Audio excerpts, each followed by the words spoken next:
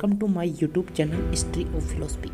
आज हम बात करने जा रहे हैं उत्तर प्रदेश के संभल में स्थित शाही जामा मस्जिद की, जो हाल ही सुर्खियों में बनी हुई है। आखिरकार यह विवाद क्यों पनपा और संभल में विरोध प्रदर्शन की शुरुआत कैसे हुई? क्या यह विवाद राजनीतिक टकराव के कारण उत्पन्न हुआ है या फिर हमारी कमजोर कानून व्यवस्था के कारण? संभल इतना प्रसिद्ध क्यों है, जानते हैं।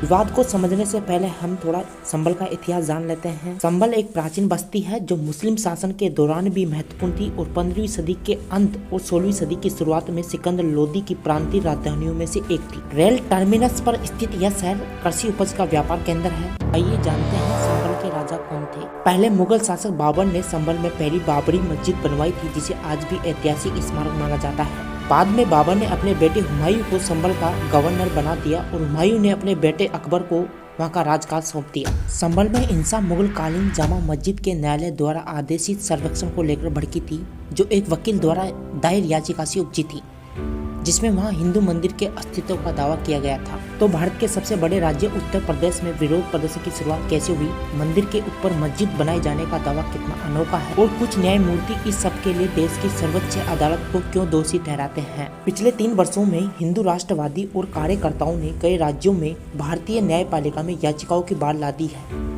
जिसमें आरोप लगाया गया है कि मुस्लिम धार्मिक स्थल ध्वस्त हिंदू मंदिरों पर बनाए गए हैं। 19 नवंबर को संभल की एक स्थानीय अदालत ने ऐसी ही एक याचिका पर सुनवाई की, जिसमें दावा किया गया था कि हरिहर मंदिर को 1529 में मस्जिद में परिवर्तित कर दिया गया था और दलील दी गई थी कि भारतीय पुरातत्व सर्वेक्षण ASI को इस स्थल का प्रबंधन और पूर्ण नियंत्रण करना चाहिए। अदालत ने मस्जिद परिसर का सर्वेक्षण करने का आदेश दे दिया और जो उसी दिन हुआ। वो सर्वेक्षण की इस खबर ने पूरे शहर में दहशत फैला दी। शाही जामा मस्जिद को संरक्षित स्मारक का आधिकारिक दर्जा प्राप्त है। पहले इसे राष्ट्रीय महत्व का स्मारक घोषित किया जा चुका है।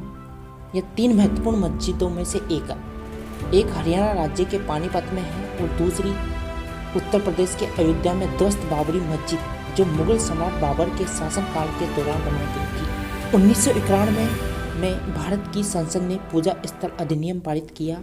इस कानून में अनिवार्य रूप से यह प्रावधान था कि सभी पूजा स्थलों का धार्मिक चरित्र वैसा ही रहेगा जैसा 15 अगस्त 1947 को था।